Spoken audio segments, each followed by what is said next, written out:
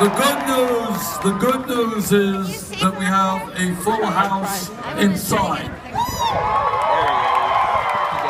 The bad news is that we don't have enough room to get you guys inside.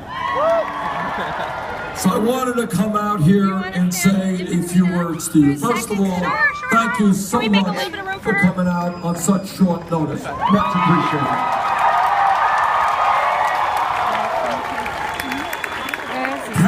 10 months ago, when we began this campaign, people thought we had no chance to win. Well, a lot has changed in 10 months.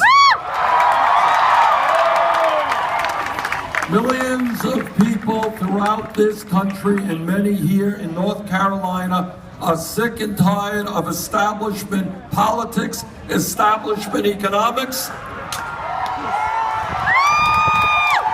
They want a government that represents all of us and not just wealthy campaign contributors.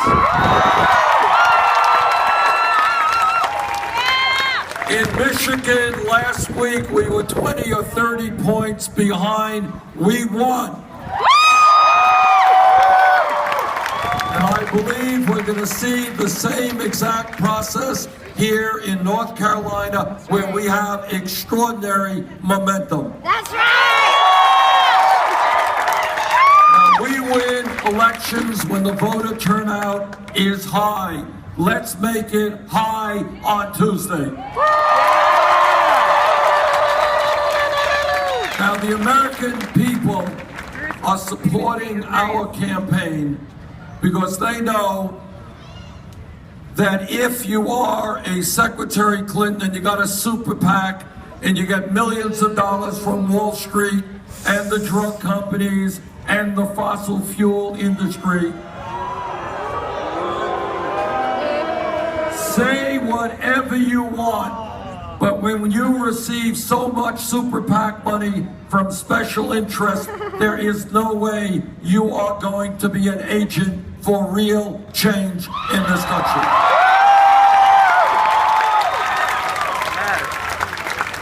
And I'm proud that we raise our money in a very different way. We have received unbelievably over 5 million individual contributions. And you know what they average? $27 a piece. Number 2, our disastrous trade policies, NAFTA, permanent normal trade relations with China, have enabled corporations in North Carolina and all across this country to shut down, throw American workers out on the street, go to low-wage countries abroad, and then bring their products back here. And these trade policies have been particularly disastrous for North Carolina.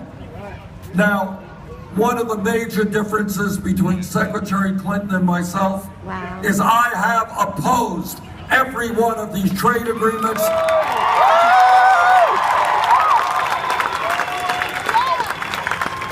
She has supported virtually every one of these trade agreements.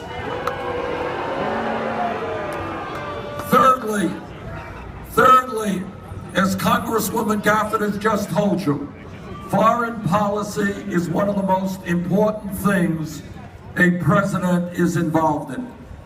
The most important foreign policy decision made in the modern history of this country was whether or not we should get into the war in Iraq.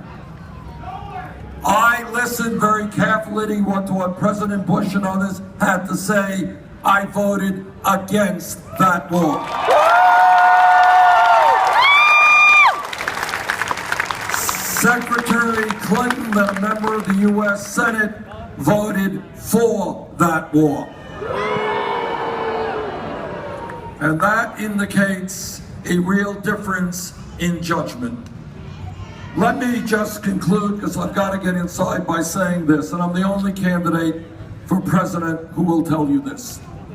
No president, not Bernie Sanders or anyone else, can effectively address the enormous crises facing this country in terms of income and wealth inequality, a disappearing middle class, the fact that millions of our people are leaving school burdened very heavily with outrageous levels of student debt, the fact that we have a climate change situation which is threatening our entire planet.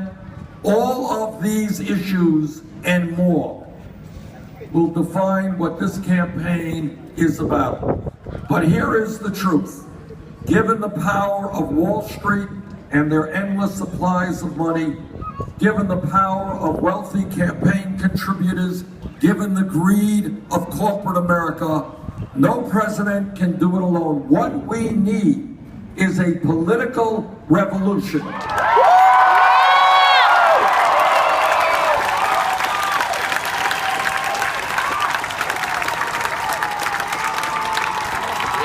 And this is what I mean. What I mean by that is, yes, Wall Street and corporate America and the Koch brothers and all these guys have incredible wealth and incredible power. But the way that change has always taken place in this country, whether it is workers' rights or civil rights or women's rights or gay rights, the only way that change has ever taken place is from the bottom on up. Not from the top on down. Change takes place when millions of people look around them and they say, you know what? The status quo is no longer working for us and our country. We are at that moment right now. The status quo works for the billionaires. It is not working for the middle class. There is no excuse.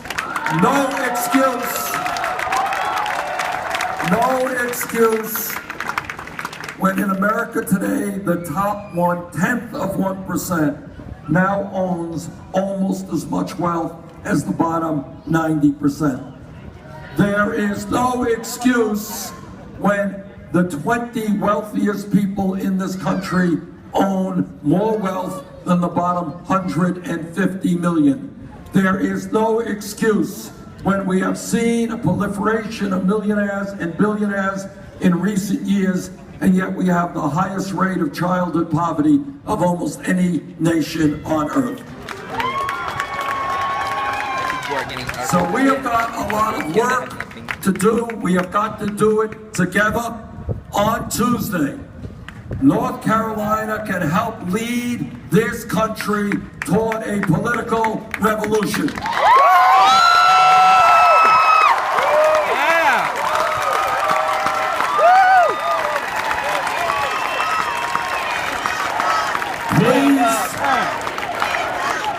Please stand up, fight back, and help us create the nation that you all know we can become. Thanks very much.